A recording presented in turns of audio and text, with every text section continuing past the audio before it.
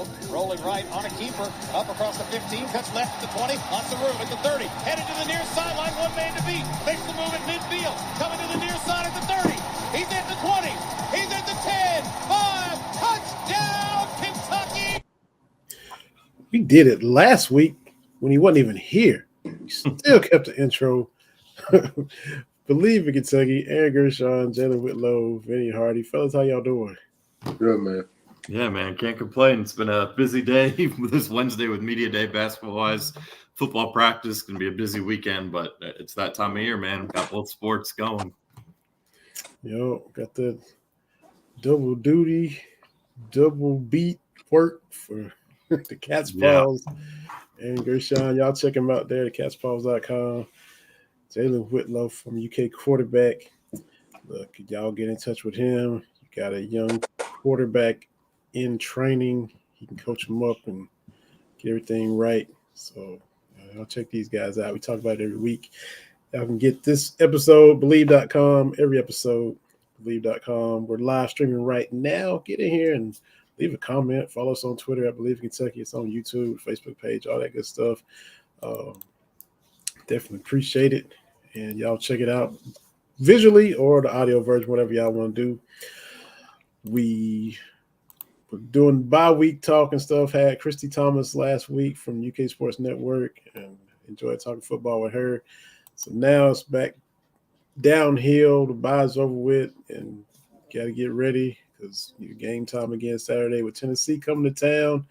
Got that. Got basketball media day, all kind of stuff like you mentioned, AG. But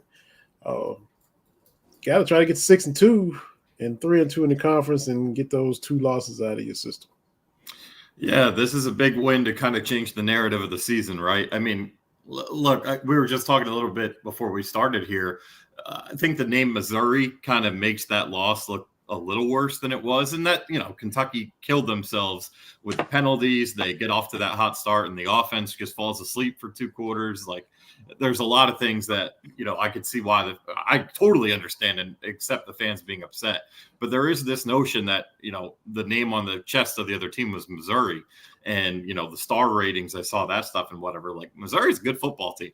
I mean, they're 7-1. They easily could be 8-0. I mean, they led LSU by 15 at halftime and nearly pulled that game out anyway. LSU had to come back and win it late in the fourth quarter.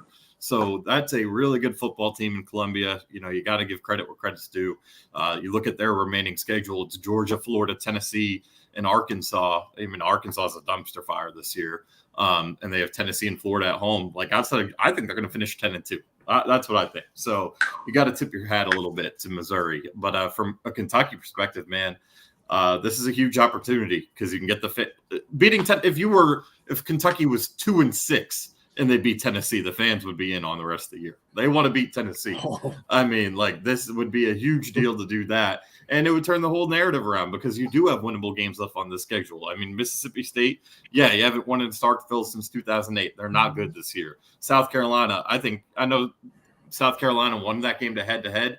On a neutral field, I'm taking Mississippi State over South Carolina. That's how big of a dumpster fire South Carolina is this year. Wow. And then what? Alabama's going to probably be a loss, but I think Louisville – of all the games left, I have the most confidence in the Louisville game just because I still think Kentucky's physically just a better team. So if you win this week, man, all that 9-3 is still very much doable. There's a lot of things left in front of you. You get the fan base back, but if you lose – it's that time of year where they're going to be on the basketball, and you're going to have to do some things to get them on board the rest of the way. So it's a huge week. Yeah, very, very big week. I remember watching. I was down in South Carolina, man, when I was watching the Missouri game, and before the game, I was like, I don't know how this thing's going to go, man. I watched Missouri and Kansas State play. I watched Missouri LSU. I was like, this Missouri team is a good team. I mean, across the board, they're a good football team. Yeah, good offense, good quarterback, defense. Is solid in spots. They got some really good play. They got some NFL players. Yeah, they got some NFL players. They kind of, let one go against LSU, but I thought it was a great team, and I knew it would be a good game. I don't, like I said, I don't think Kentucky played bad. I don't think they played up to their standard though. However, I don't think that Tennessee is very good on offense. I do think that the year to beat Tennessee is this year. They don't have it on offense, in my opinion. They don't have it clicking in the pass game. They're pretty one-dimensional. They did a little bit in the first half of the Bama game, but they were playing above. They were playing over their heads in the first half. As we saw that, they struggled to get first downs at times in the second half. They didn't score a point in the second half. So, I think, like I said, I think Kentucky's the better team from top to bottom. I think Kentucky's physical in the trenches. Tennessee is too, but I think Kentucky is, and I think Kentucky has the skill guys on offense to eventually, like we talked about last time. It's got to happen eventually. Eventually, the dam has to break, and the water's got to run, man. Eventually, so we'll see when that happens. I do think this team can still go, 10-2 on a good, like I said, I don't think Alabama's unbeatable, man. I just don't. No, they're not. I'm not a believer that Alabama is a juggernaut this year. I just don't believe that. I think they're very beatable. I think Louisville is weak in some spots when I watch them. I'm not worried about them. I think we're more powerful than Louisville in the trenches. I know I'm super optimistic about it, but I just think this team is a good team that can play well once they get going on offense, particularly in the pass game. So I got Kentucky beating Tennessee, man. I don't think Tennessee is that good on offense personally. I meant to say it last week because you keep talking about catching a rhythm and eventually it's got to click.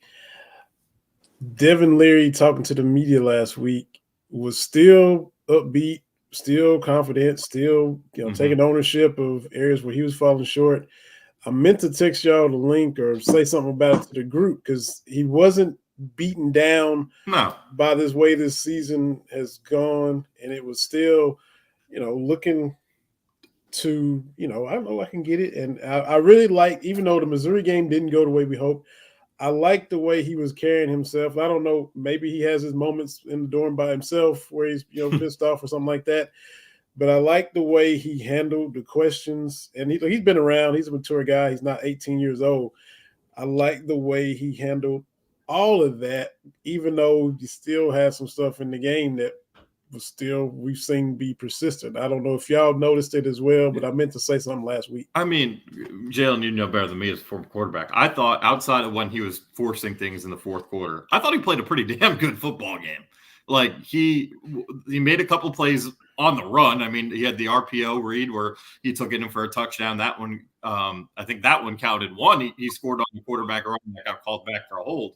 And he made some really good throws. I mean, that drive that got them within, that gave them the lead late in the third quarter. I mean, the plays he made to Dingle, there were some really good plays in that drive and early in the game. And then the two balls to Anthony Brown-Stephens, and I don't want to kill him too much because he's a freshman here, but they were perfect. They were one of them, Brown-Stephens fell and dropped. If he catches that ball and he's standing, that's a touchdown. There was no DB there. It was a perfect ball, and the other drop was too. Like he was like we've talked about the drops all year. This game, I think, was the one where like you can't blame Devin Leary for that loss. You just can't. I mean, the interception's late.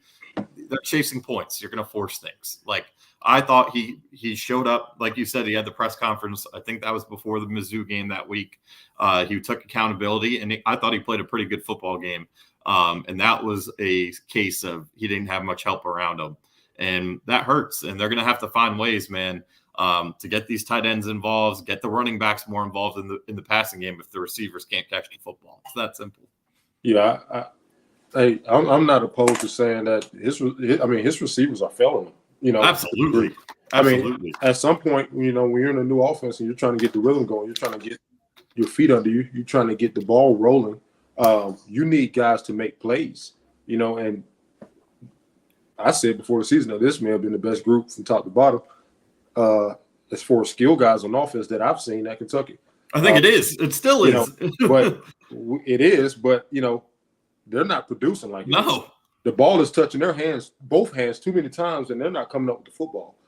So that's a problem. That's a huge problem. And that's really a really big problem when you got a quarterback who's trying to find a rhythm. He need eventually somebody got to make plays for him. Now, Devin Leary could definitely be better, no doubt. However, the players around him got to make plays.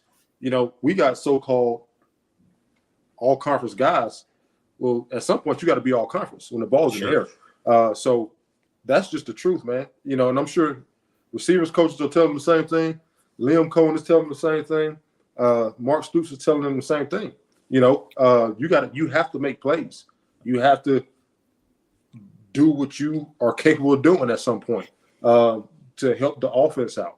Because that quarterback, he would like to be clicking on all cylinders, but it takes 11 last time I checked. And you gotta get guys to make plays for you at the end of the day.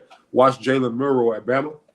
At some point, his receivers started making plays. Absolutely. They started going up and making plays with the ball in the air. Burton's playing really well right now. No doubt. And catching and turning slants into 25-yard gains and hitches into 20-yard gains. That's what I call making plays. And they're not getting that right now. Yeah, two things. Just going off that, I mean, even Joe Milton, man, we've seen the accuracy issues, but that play Squirrel White made, that's called helping your receiver out. That ball is slightly overthrown, catchable. What does White do? He lays out and makes a hell of a grab. Like, you got to give credit there. That's the type of thing that Kentucky needs. And I do want to give credit to Dane Key. I think he's played a lot better the last 2 weeks. The Georgia game and the Mizzou game, he hasn't gotten many opportunities, and he's made every catch that he's been targeted on. One of them got called back for a penalty, and those have been tough plays in the middle of the field. So maybe they're finding something with Key, but Barryon Brown's been hurt. I know, I don't want to again, but you got to catch the football. The breaking the tackle stuff that's another issue, but you got to catch the football, and when you do, you got to hold on to it. I mean, the fumble on the first play of the half, that's demoralizing, man. So they need more from Barryon. I know Tavion's kind of in that same boat where he's been banged up the last couple of weeks, and he's definitely digressed since his hot start to the year. And that's what's so unfortunate. Like, when those 6 kids entered the portal and left over the offseason, including us, everyone's kind of like, they're going to be fine. Barryon's coming back, Dane's coming back, Tavion's coming back. They really like this Brown Stevens kid. They'll be fine. But, man, I do wonder. I know really the only one that's playing well is Chris Lewis down at Troy. If one of those guys comes back, just to have, I've had people ask me, why isn't Mark Stoops disciplining them? Why are they not sitting?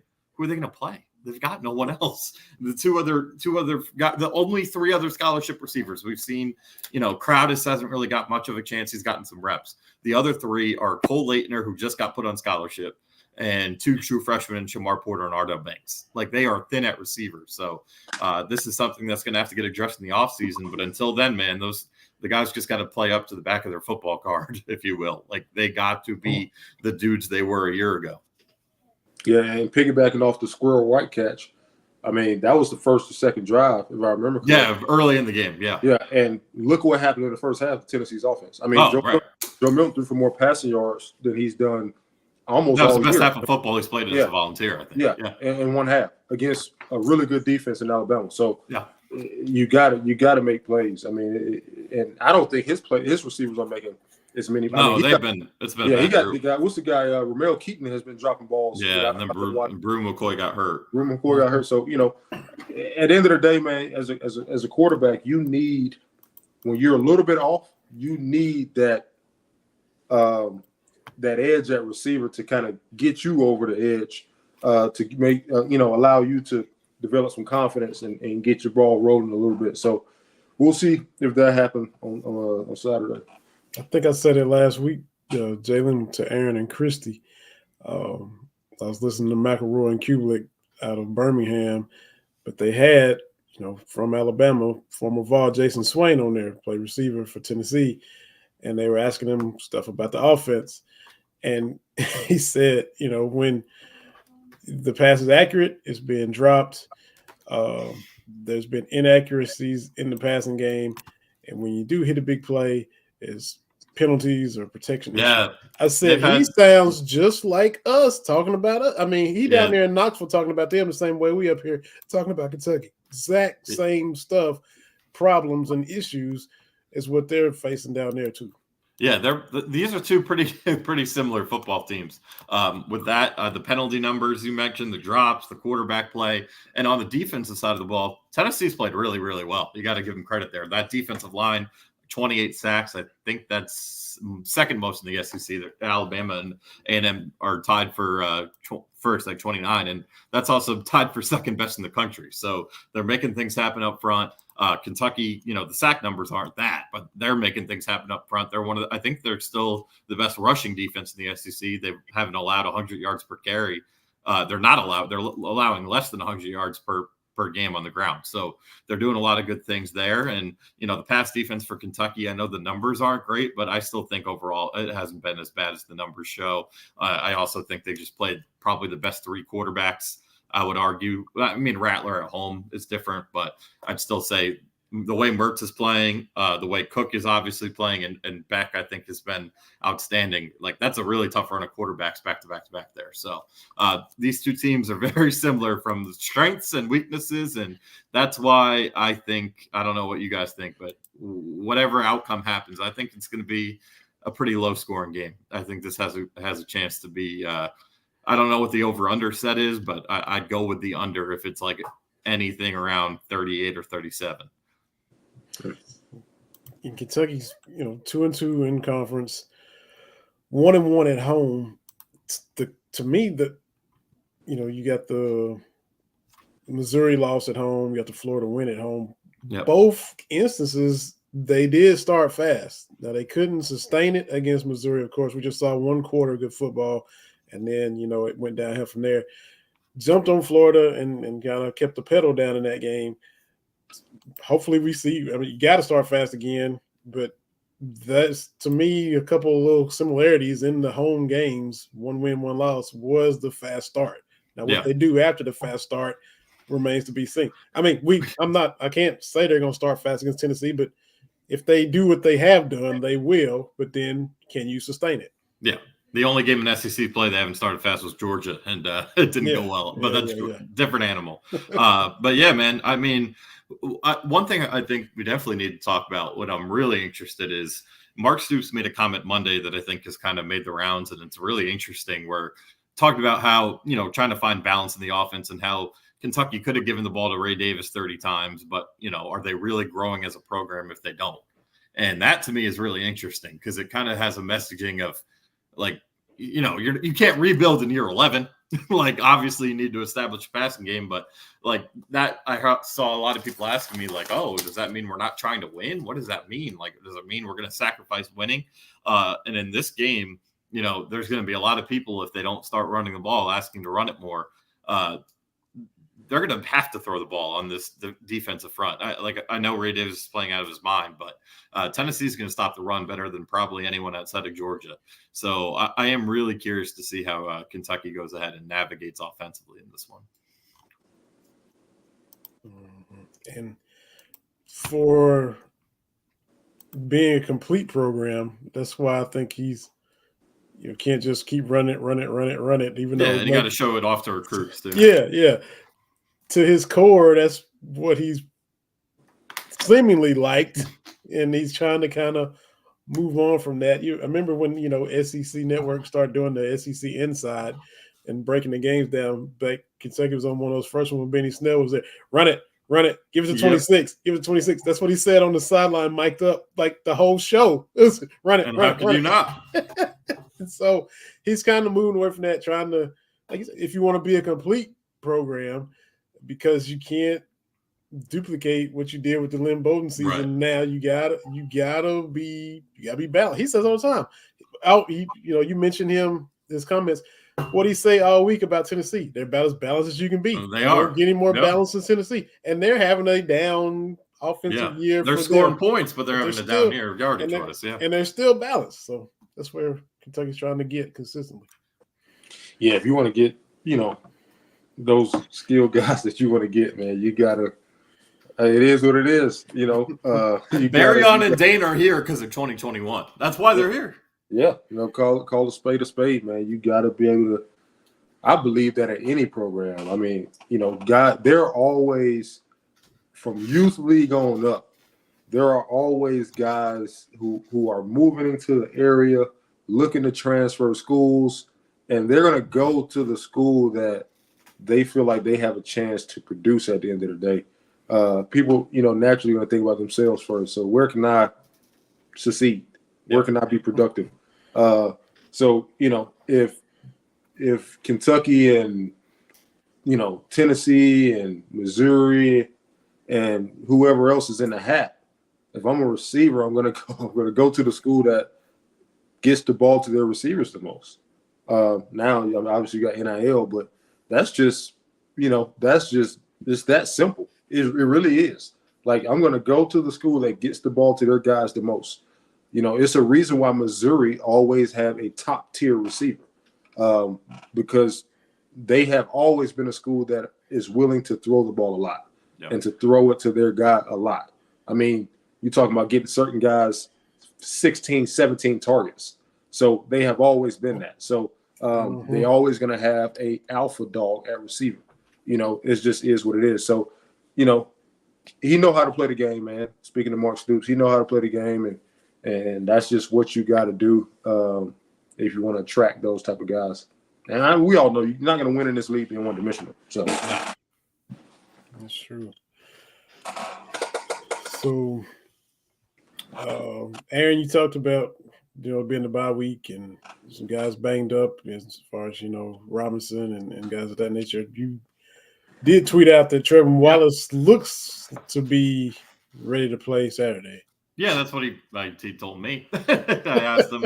Yeah, I asked him what happened, and he said that he just got bumped on a punt against Georgia. He bumped into Zion, so I don't know. I think the broadcast had it as a shoulder injury, but when he said it like that, I was wondering concussion. I don't know. I'm not going to speculate. But, you know, obviously misses last week, but he said, I'm fine. Yeah, I'm fine. So, and I don't think that would have made him available to the media today if he wasn't going to play or was even in question. So I feel pretty good about Trevin returning. And, you know, you got to give Davion Rainer credit. I actually thought he played, and the coaches thought he played a really good game against Missouri. He had 10 tackles, had a tackle for loss. So I don't, you know, obviously not having Trevin Wallace is never going to help any football team. I mean, that's probably I think, I'm not saying he's the best linebacker in the SEC, but I'm saying he's the fastest and he's a playmaker, man. So anytime you don't have that, it hurts. So I expect him to be back, and you know, we'll see about some of those other guys. I think the other guys are Silver didn't play against Missouri. Ripka has kind of been in and out all year, and then I think Jordan Lovett went down early in that game. So we'll see what his deal is. But overall, I think they're in pretty good shape. You know, just from having guys available standpoint. I know. You know, Baryon and Tavion will play. It's just a matter of how effective they're going to be. And trying to limit this run where, you know, leading the league in rushing with Alabama held them to 133. Yeah, Alabama's a great job. Try to shut that down and make Joe beat you if he can, and tip your hat if he does, right? That's exactly right. No doubt about that. Yeah, I mean, Tennessee has 3 running backs. It's not just small. They have 3 really, really good running backs who are doing a lot of things. And the good news is Kentucky's done great against the run, against some really good backs this year. I mean, Florida, those 2 backs, man, Etienne and Johnson, they're top 10 guys in the SEC. Those are elite running backs that Kentucky shut down a couple weeks ago. Missouri, Schrader is having an excellent year. I think he's second in the league in rushing behind Ray. And he had his lowest average yards per carry of the season. He had the one long one for a touchdown, but otherwise he was shut down. So, you know, you got to feel at least confident that Kentucky is capable of slowing down the run, and you're going to have to make Joe beat you. The problem is, or not the problem, but then the question becomes, okay, we're going to let Joe beat us. Can our corners hold up? And I think, you know, Max has done a good job all year. Obviously the picks are incredible at this point, 5 already. But, you know, Phillips had his worst game of the year, undoubtedly, against Missouri last week. You know, they got to make sure his head's in the right place from a confidence standpoint, and he holds up. And I think, you know, I'm not, safety is kind of a hard position for me to judge, but just talking to some people that know that position pretty well. Geiger had been by far playing the best of that group. I don't think he's going to be back this week. Ty Bryant's only a freshman, though he's played pretty well. So can Zion Childress, who's had a little bit of a down year, step up and have a big day? If Jordan Levitt's healthy enough, can he kind of have a game where he breaks out? He's definitely had a tough year in coverage. So as long as those things happen, I just think it's going to be a low scoring ball game, man. I don't see this as the right matchup for a get right day for the offense, but I don't see it as a game that's going to get away from the defense. Like, they got to punt the ball well. I think that's a huge key, man. The average field position at the 38 killed them last week. So they got to punt the ball, play the field position game. And I really do. I think it's going to be like a 20-13, 17-13 type thing. So how do you got to strike the balance? Because, Ray Davis is showing out and he's on all these watch lists and all that for what he's done, thinking they might be the best run stopping group since Georgia and all that. But, you don't want to just shy away from it. But you got the screen game too. You can get him involved in other ways. So it's kind of a tightrope to where you want to get the passing game right. You don't think it's going to be a get right game, but no. All these options are still there if you can get them working. But Ray might ball out on them too. You never know. You just don't know. Yeah, screen game. I think they've talked about getting Demi Sumo-Karnbe involved. I think that's a guy that I don't know. I just don't know why they haven't got. I know as a running back why they haven't got him involved, because Ray's been playing out of his mind. But I just don't understand why they haven't got him involved in the passing game. He's the one guy who's played with Leary for multiple years. Maybe feels comfortable with. Every time he touches the ball, it's been an explosive play for the most part. Like it's made no sense to me. And then we're gonna say it till we're. I don't know at this point how long we have to say this. Just get the ball to the tight ends. They're catching the ball every time. They have one drop all year when they've gotten a chance, man. Like, get them the ball. It doesn't have to be a shot to the tight end, but Jordan Dingle makes plays every time he touches the ball. Josh Caddis has been solid when he's gotten the ball, especially in the red zone. Both of Brendan Bates' catches have been 15 or more yards. Just get them the football. Isaiah Cummings doesn't even have a catch yet. Like, that feels criminal to me, the way I saw him play in camp. I mean, they probably know more than me what's going on there, but still, like, get those guys the football if the other guys are going to let you down, and let the other guys kind of act as if you're not going to throw the ball down the field consistently this game, let those guys act as decoys a little bit and get the ball to some other guys. There's enough talent, like you were saying, Jalen. There's enough talent on this offense where it's as good of a skill position group as Stoops has had, and even with some of the struggles on the top guys, there's enough talent there to still make plays. No doubt, man. I think again, from this standpoint, it's easy to say that so and so should get the ball or whatnot. I mean, at the end of the day, we don't know what's going on, behind closed doors or whatever. However, the bad part about it is when the pass game isn't clicking, not only do you have the guys that you want to get the ball a lot to, the guys that you want to see touch the ball from time to time aren't getting it.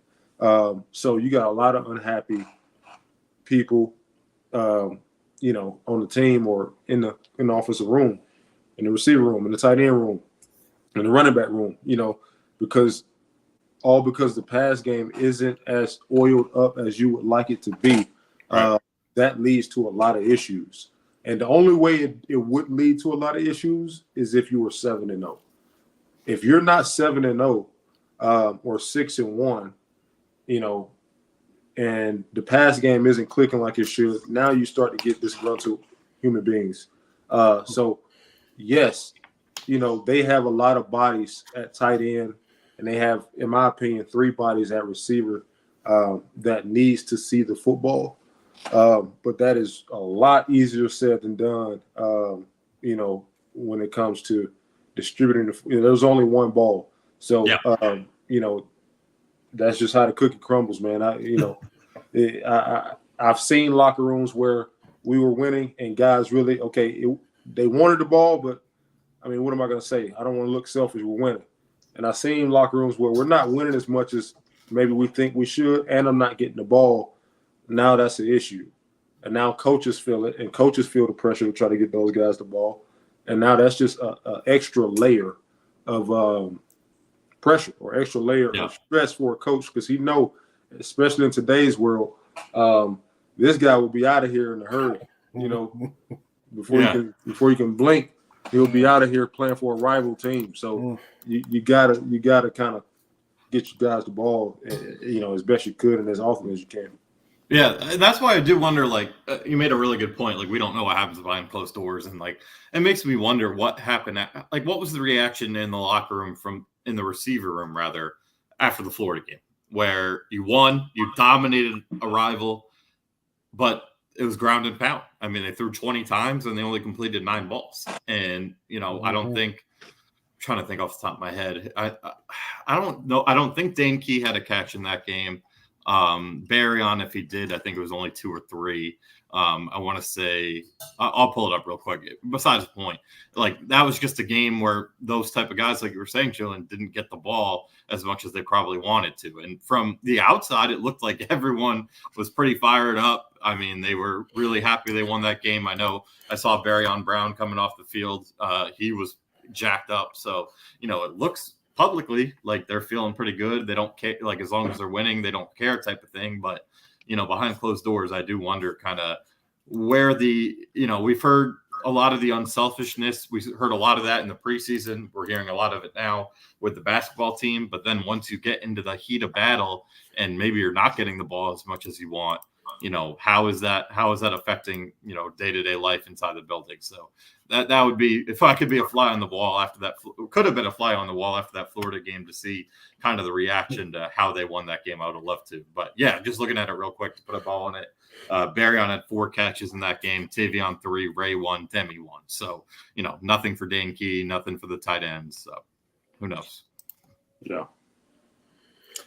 And, I think it happens everywhere, but not saying that it's been solved, but seeing this Tennessee offense, we saw it at Missouri when Heupel was the OC there, and now this is the third time facing him at Tennessee.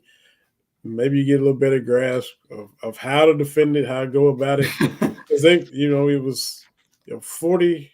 They scored 89 points with Heupel, 45 up here 2 years ago, 44 down there in Knoxville last year. Maybe this time around you get a little better handle on how to kind of corral it. And Hooker is going to be different than Milton. That makes a big difference. Whether Stoops has been kind of going out of his way to give Milton a lot of credit to me, and maybe behind closed doors he don't really think he should fear Joe the way he's talking him up in the media. So we're about to find out Saturday. And he feared Brett Gabbert too. No offense to Brett Gabbert, but that's some coach speaking there. Yeah. No, but this is going to sound crazy because they gave up 44 points, but I thought last year the defense handled it a lot better than the year before, because another issue in last year's game, and it wasn't as much the punting, but the field position. I think Tennessee's average field position was the 39, and I know that they started 4 or 5 drives in Kentucky territory, and that was because of turnovers. That was because Tennessee punted the ball really well. Kentucky couldn't move it an inch, and they were punting from their own end zone. So the field position in that game, and there were Jalen Hyatt beat him down the field a couple times. Jalen Hyatt's not walking through that door. Luckily for Kentucky, he's making big plays in the NFL now. And you got win Sunday. Whoa. Yeah, they needed it, and Jalen Hyatt made 2 huge plays in it. So glad he's doing it for my team instead of Tennessee now. But that game, I just thought the defense played better than it did 2 years ago. I'm not saying it was great because he gave up 44 points, but there were a lot of short fields. There were only a couple of real big plays in that game. I thought Tennessee ran the ball really well, which was concerning, obviously, but I didn't think the tempo just killed them last year like it did 2 years ago when it felt like every other play was a 75-yard bomb for a touchdown. I think you're right, because it's like they went into the game knowing this is what we got to do. Right. This is what we got to do. And they just got overwhelmed. First play was a bomb. And it was you're right. They just got literally they didn't know what hit them. Yeah. But last year I thought, again, it wasn't great. You gave up 44. They ran the ball and knew pretty good, but it was a better effort. So maybe this year with some of the talent deficiencies compared to a year ago for Tennessee, this is the year Kentucky really can put it together defensively. And I honestly do think it will be. I don't have any confidence in this offense doing that much. And not only, I do think this offense is going to have a day where they get it going. Mm-hmm. This Tennessee defense, man, they're playing really good football. I'm still in that camp too, even though there hasn't been enough to suggest that it's going to happen. I'm still with Jalen. I didn't say I still think there's a 22 for 30 type game where he's efficient and locked in and hitting guys short, hitting guys intermediate, distributing the ball to all positions, to the backs, to the tight ends, to the receiver. I still think that's there. I think it might be South Carolina with how that defense looks. That defense is terrible. And I think it's there against the good. I think, we thought they could do this to anybody at the start of the season in the summer. With Dick Gabriel, I think, they were going to be an offense to where, in basketball, you got 5 guys that average double figures. Yeah. How do you stop them? Or if you stop 2, well, these 3 will kill you. I thought this was what they would be. Me too. You take Dane away, where they're going to kill you with the tight end, and you're going to get Tavion, you're going to get Ray. There's just going to be too many options, too many heads on the snake to defend. But what's crazy is I know it was I forget who Ball State, but week 1, that is exactly what happened, where they doubled Barryon the whole game, and Barryon barely did anything. But Dane Key, I forget his stat line, it was well over 90 yards. He had a touchdown. And I asked both of those guys about it, and they kind of had that same answer. Their mindset was, okay, you double one of us, the other one's going to go off type of thing. And, even game 2 against EKU, again, not a good opponent. They did a really good job on Dane. They did a really good job on Barryon, and Tavion exploded. But, outside of the Vanderbilt game, the offense just hasn't had a performance like that all season. Outside of just, all right, screw it, we're running the damn ball. But and the other thing that we haven't even talked about in this episode, the reason I'm confident they're going to finally break through is because the offensive line is better. It's not the 21 offensive line, but this offensive line has done enough good to win football games. I think to be a 6-1 team rather than the 5-2 they're at right now. I mean, I know they gave up some sacks late in that game last week, but the offensive line is better. Kenneth Horsey is back and healthy. There's no reason this offense should be this bad. Yeah, Horsey back is big. I tend to believe that this game is going to be, I wouldn't say super high scoring, but more in 31, 34 type game. I believe that because I hope so. I just think that, at some point, man, at some point you just got to say, with Ray Davis running the ball so well, at some point you're going to heat up in the play action game. At some point, that's just on paper that got to happen soon or should happen. And I believe, and this is just the truth, that Heupel has a slight edge at times on the defense, on Stoops' defense or Brad White's defense. I believe that. Whatever schematically, I'm not in those rooms, but whatever they got, whatever they see, he does a good job scheming up Kentucky. He did a hell of a job scheming up Bama last week, really. He schemes everyone up. Yeah, he does a good job scheming Kentucky's defense. I mean, we saw in the past 2 years that he has. However, I do believe that, they'll do better on defense this year. But I think this is a game that'll be in the 30s, man. I think the offense will get going some. And I think the defense will bend but not break in some situations and, come out with it. I got a feeling that there's going to be a big special team. There's going to be a big play on special teams that can, help or hurt the chances, whether it's a punt block or whatever it may be. There's going to be something on special teams that's going to be the deciding factor, or we can look back and say was one of the deciding factors of the game. So I think it's going to be a fun game to watch as a general football fan, and I do think it's going to be a fun game for Kentucky fans. I think they're going to finally see the offense start to take shape in the passing game. So, I believe that, Tennessee has shown to let guys run free in the back end from time to time, and I think you may see that a little bit. I guess we should say 38 a couple years ago because the pick six got him to 45. So, okay. If we get technical, that's right. The Alontae Taylor dagger pick six. When that was outside of that was probably Will Levis's best game in a Kentucky uniform. Maybe the LSU game, maybe that Louisville game, but as a passer, that was his best. I mean, the 4th and 28 at the end of the game, he played out as that was his best passing game as a Wildcat outside of that one throw. Yeah, no doubt. Speaking of Will Levis, he's supposed to get the start Sunday for the Titans against the Falcons. I think Atlanta comes. Yeah. So Jalen's buddy Bud Dupree is going to be chasing after him on Sunday. Yeah, that'll be interesting.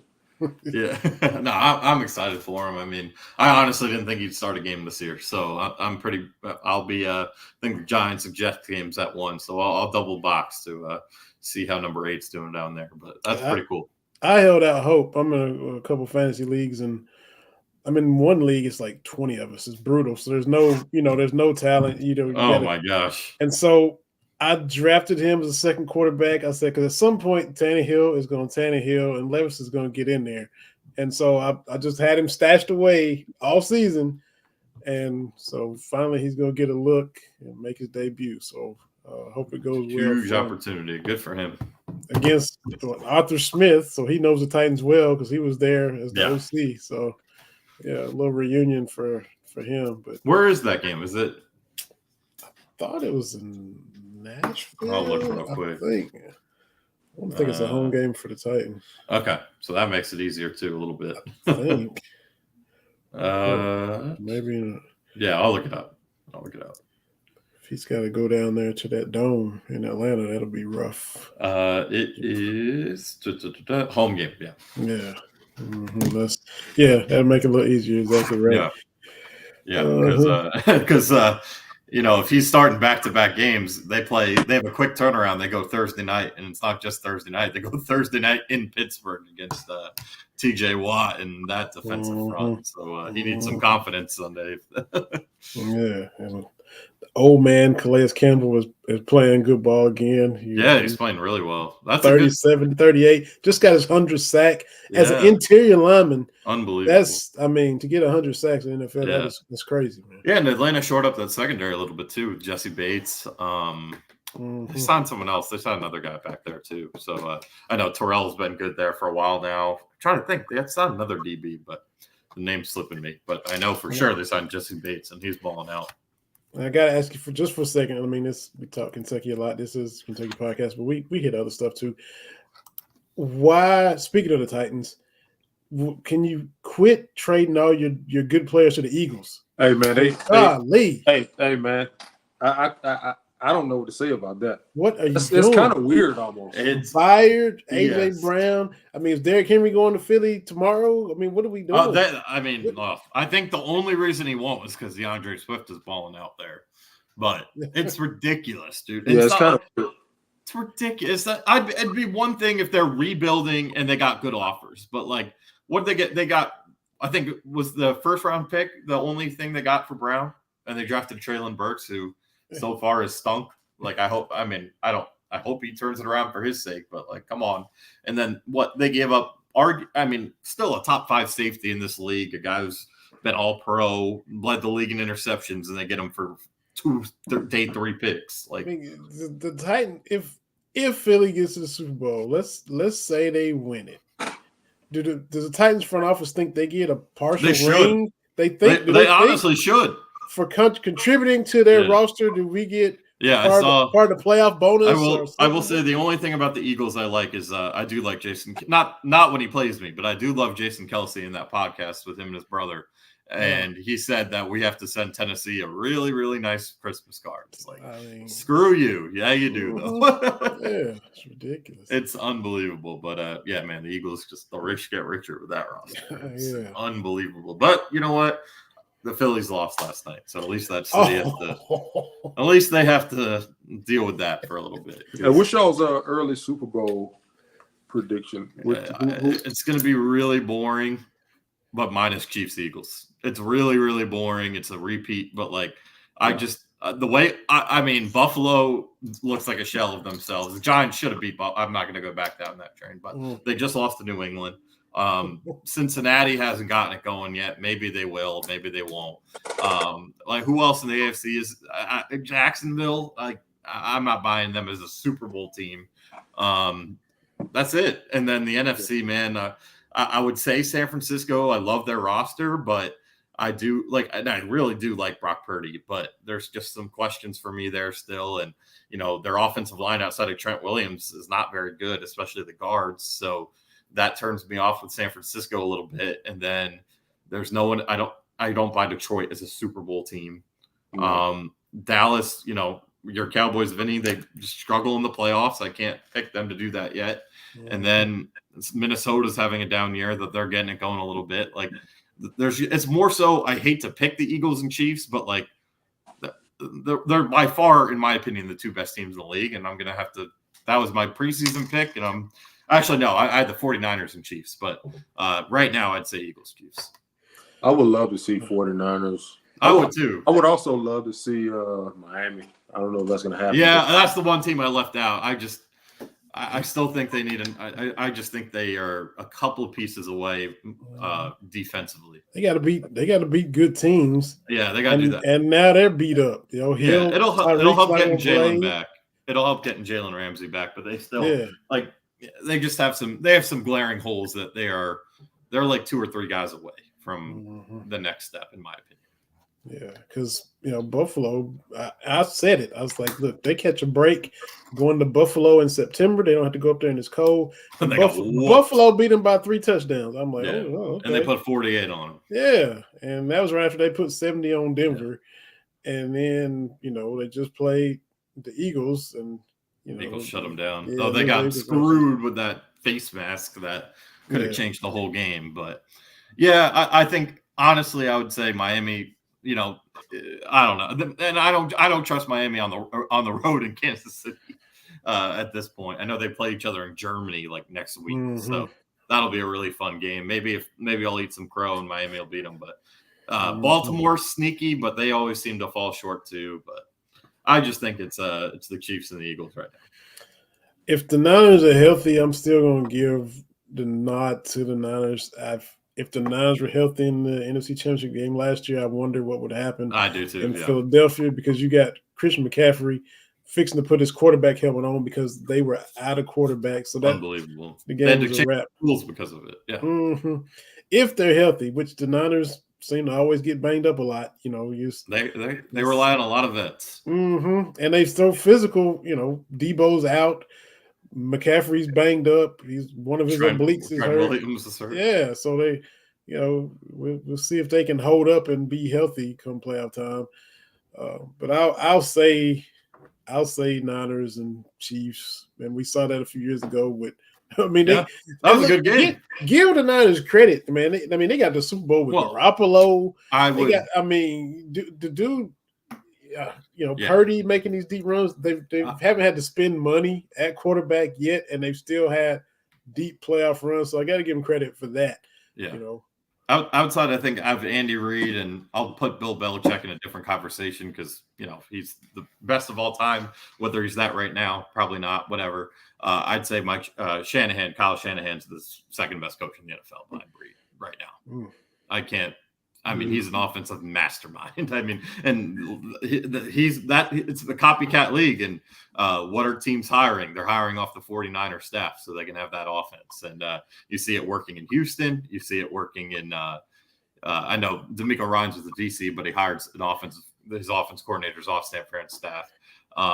You're seeing it with the Dolphins, obviously, with McDaniel. So the Jets are the only one that didn't work. It's the only one that didn't work because they hired, Saleh hired the offensive coordinator. What's his name? They fired already. LaFleur's brother. Oh. Well, they had LaFleur's brother who was the 49ers. It was an assistant on the 49ers staff. He failed, and now they have Hackett. But that's the only place where a team that's hired off that San Francisco tree has failed. So It's pretty damn successful.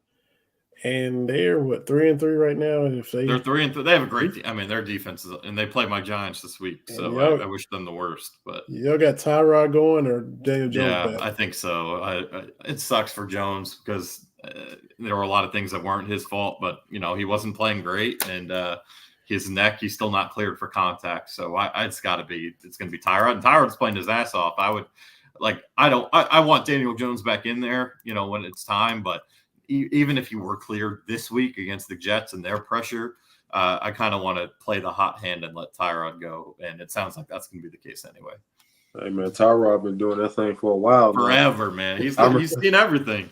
I remember in high school, he was one of my favorite guys to watch. Yeah. Virginia Tech. He's balled out since he's been in the lineup. Like, Tyrod, he's had times where he really balled out, man. He's had some good times, some good years. Or some good moments, I should say. I thought he kind of got, kind of gypped a little bit out of He got hosed in LA with the Chargers. That whole lung surgery, whatever. Yeah, that's crazy. And they had a guy named Justin Herbert waiting in the wings too. So it was tough luck. But no, especially this past week. What I love about Tyrod, what he does is, when he gets pressure, instead of one thing with Jones is, he's such a good runner that when he sees pressure, he's taking off. When Tyrod sees pressure, he's still looking to throw, and he's able to make some throws on the run, take some shots on those plays, and he's had success. So it's been encouraging. I will flip it. I think your Knicks just lost a tough one to Boston. So they were down most of the night, and they came back and didn't finish the job, but. As a Rockets fan, I'm gonna say, look, I hate the Spurs, I hate the Mavericks. That's who's on right now. But that said, I hope this Wemby stays healthy because he's a unicorn. He's a 7'4" Kevin Durant, man. He's ridiculous. It's Him and Chet Holmgren, these two young 7'3" dudes with all these guard skills. I hope Wemby can stay healthy. You don't want to see I remember Yao Ming and all the lower leg injuries and all that. I don't want to see that for these guys. I hope this dude can stay healthy because you can't shoot over him. The floaters, the handles, he's nutmegging dudes. It's crazy. Man. Yeah, I see. I was looking at Chet didn't do much tonight, but Case and Wallace they're still playing. They have 9 minutes. Thunder killing the Bulls. And Wallace is 3 for 3, 2 for 2 from 3. So that's pretty cool. Yeah, his debut. Since we're on basketball, man, we had basketball media day today. You were over there at the Craft Center covering that too, right? Yeah, my ears are still bleeding because the fire alarm went off, which was hilarious. But it was today, and it was all right. I mean, I think my main takeaway, and it's kind of been my takeaway since Toronto, is Calipari loves this team, man. I mean, he will sit there and brag about them, and he's feeling himself, which wasn't the case last year. And I think that's, a good sign of things to come. Usually he has a pretty darn good read of it. I think we saw last year he wasn't too high on this team just based on some actions, and he ended up being right. They ended up not being a very good team, calling it what it is. So there's a lot of good personalities on this team. I think the backcourt should be really, really strong. I think Wagner's just it's a common term now, but he's a dog. Like that dude, you could tell. I was up at the blue and white game at NKU this weekend. He was getting so pissed that they were losing in the blue and white game. Like he was so mad. So, and you saw it in Houston, the McDonald's game. It was one of the more competitive McDonald's games. And when I was talking to some people down there, he was like, yeah, DJ would not let it not be competitive. So I think they're in good hands there at the point with Reed, with Dillingham, how he's beefed up a little bit. Justin's going to they're a versatile team. So there's a lot to like from what I heard today, just the confidence wise. And it's really, for me, the things that's going to come down to with this team. Can they rim protect, and how long are those bigs going to be out? I just don't think Big Z is going to be a big factor on this year's team, just because there's an adjustment that needs to be made. Like, I think he's more of a future piece. He'll probably play a little bit, but I think the fans who are kind of hyping him up need to be a little realistic about it. But I think Aaron Bradshaw is going to be great when he gets on the court. I think Trey Mitchell will be fine at the 5. I worry about the rebounding and the shot blocking there. So it's going to be interesting. I think this team's going to be a lot of fun, more fun than last year for sure. But we'll see. I think there needs to be, I saw someone made a prediction of them losing 4 games all year. That's unrealistic to me. I think it's going to be somewhere in like the 8 to 10 loss range where they're in the running for like a 3 to 4 seed. I think that's going to be that type of team, especially because they have a really tough Kansas game early, a really tough Miami game early that they're not going to have the bigs for. But I came away satisfied from media day, and I came away pretty impressed with the competitiveness up at the blue and white game last weekend. They said it on the broadcast. It was Cameron Mills, and you got Dick Gabriel, which we had Cameron on a few weeks ago. Going to do a little bonus episode with Gabe tomorrow. But Cameron kept saying, look how unhappy Wagner is. And he said, he was pissed. I love that he's unhappy right yeah. now. I love that he's not happy because they're losing. And he was pissed. It's the blue and white game, and he's pissed. So, yeah, I think it's something they've been lacking, to be honest. How many times did we talk about last year, man? There's no fight in this team. There's not enough dogs on this team. I don't think you're going to have that issue this year. I think this team is really, really freaking competitive, and that's going to go a long way because they have talent. And, I actually think Kyle made some good points about the transfer portal, and, some of these teams were already deeming the national championship contenders, but we haven't seen them play on the court together. It's a lot different than with football, when no matter how many guys you got in the portal, the majority of your roster is homegrown. Your scheme is your scheme, and you're kind of just plugging and going. With basketball, scheme whatever, but you have to build chemistry, and it's going to take time. So this team, the fact that they're, obviously they haven't all played together, but Bradshaw and DJ were high school teammates. They've known each other forever. They've known Justin Edwards since the 8th grade, those two guys. They got a couple of them were together in Houston at the McDonald's game. They've been together all summer. A lot of them are kind of going through the same stuff. And then you have Antonio back, who's been there, done that, gone through really good and really bad.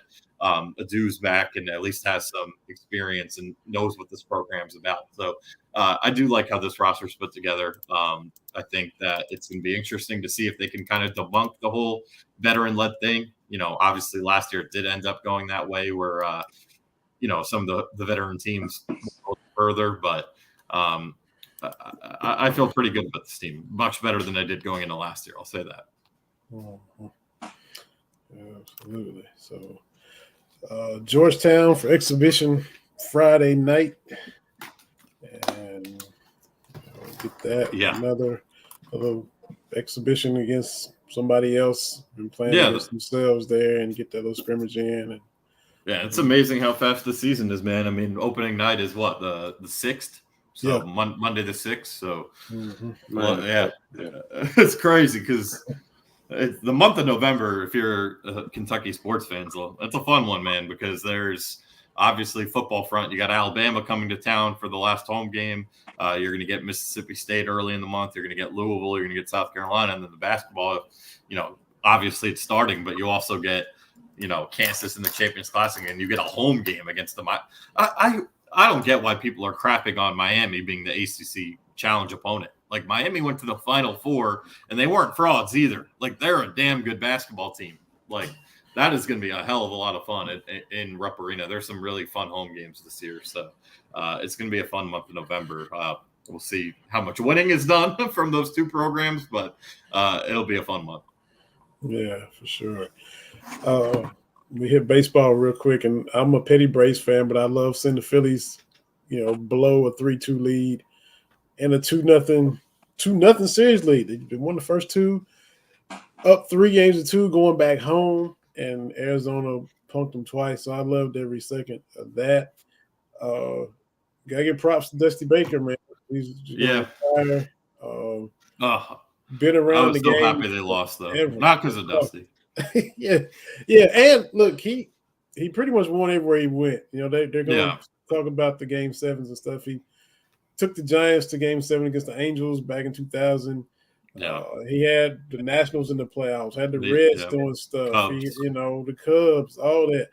he won a title with the Astros without cheating. He won without banging on garbage cans and stuff. He won the title the right way last year. So he was on deck when Hank Aaron broke Babe Ruth's home run record in Atlanta playing for the Braves. So this dude has been around the game forever. He's a legend.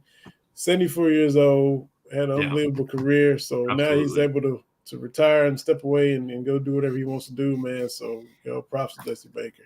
No doubt about it. I just I can't stand the Astros. But, that's not his fault. He wasn't the one that created the monsters. No, and he, like I said, he went down there and won a title the right way. Exactly. No, I have a lot of respect for Dusty. I wish I didn't have to ever see him in that Astro uniform. Yeah. So, congrats on all his success. Had to mention that. And we talking about beating Tennessee. Hope Kentucky beats Tennessee, moves to 6-2. Kentucky volleyball already whooped up on Tennessee. They came down to Knoxville last week and swept them 3 straight sets. And then they beat Arkansas the other day. So 2 big-time wins. And they're heating up after a really tough start. Yeah, brutal schedule. And they took a lot of lumps. But I think I'm not an expert on the volleyball polls. They were still ranked. After all those L's they took, they were still like 23rd before they beat Tennessee. So I think that showed they had respect for them as a program, and they knew that they were young, playing a brutal schedule, and so they were still ranked. And they're still right back on top of the SEC where they've been the past 5 or 6 years, and they're still the ones that everybody's trying to reach. Arkansas and Tennessee trying to get where Kentucky is at. They still got the target on their back. So, rounding into shape. Props to Coach Skinner for, having the guts to play that schedule. And, knew you weren't probably ready for it. You didn't shy away from it. Went and took your L's. And now you got your squad back. I think Rutherford was injured. She's back. And now you're rolling. So yeah, good for them, for sure. Absolutely. So, look, we try to touch on all the sports. Like Jalen said, he was at volleyball games, softball games, basketball games when he was had downtime as a player, man. So I know. Women's soccer's having like a historic year. Too. And I feel they got their coach was just fired a couple of years ago. So good stuff. Another fun one, fellas. We'll see what happens coming off this bye. Like I said, I'm glad Tennessee played Alabama. Yeah. Before they play Kentucky, coming in beat up, and Kentucky plays physical. Struggles coming out of a bye, so you got a couple of things dynamic, but let's just start fast like we've been. And the crowd's got to bring it, man. I know, like I was saying, I don't know if I said it on here before we started, but the energy, I just feel like around Lexington for this game has been a little low. But Tennessee is 1-5 in their last 6 road games, and their only win is Vanderbilt, which is like a home game. They striped out Vanderbilt. So, so you gotta. They've been struggling on the road under Heupel a little bit. You gotta take advantage. Florida was really struggling on the road. You took advantage. You got to do it again. And just because they're wearing those orange tees and those orange unis, man, they're not superhuman. Like you can beat this team. I know they haven't done it much in the last 35 years, but they are capable of doing it. That's right. Agree with all of that. So, fellas, we'll put a bow on this episode. Appreciate everybody taking the time to listen and check it out. And we'll be back next week for another episode of Believe in Kentucky. Check us out tomorrow. We'll a bonus episode with the legend Dick Gabriel. We'll see everybody next time. Appreciate y'all checking us out.